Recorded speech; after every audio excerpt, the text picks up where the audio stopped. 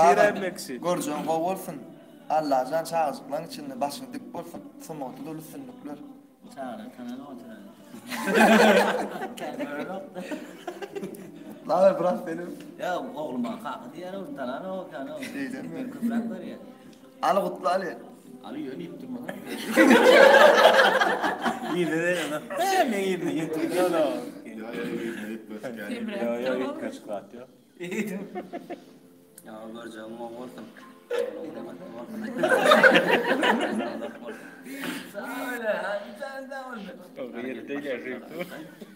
Perhat yaşını da korkun. Perhat berdi bu. Perhat yaşını da korkun. Göreceğin korkun. Tanıtın içinde.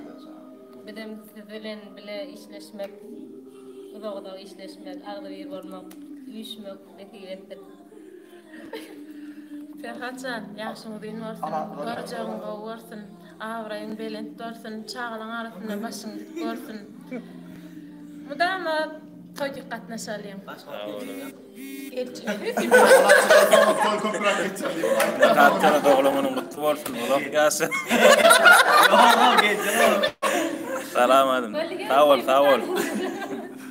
Uzak gelsin dipten. Ya baksa toyga. On bir on bırak yeni bir kutlu olma. Happy birthday to you. Happy birthday to you. Ayta dedim bırak. Kolaydım çok. Perhatcan happy birthday.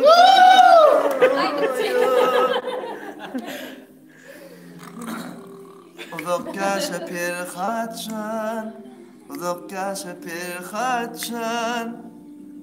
Uzak yaşasın uzak yaşa. Uzak yaşa Perhatcan. Uzak yaşa Perhatcan. Göreceğim ama.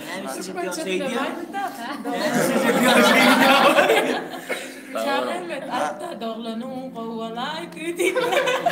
Duyan mı diyor. Ölenin duyan mı diyor. Duyan ya 4 çağırdım. Yes, çok köp çağırlar adamlar. O kulü var.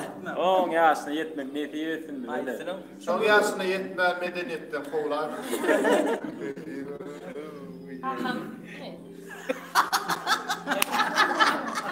Eğer gelecek ama öyle düşünsün.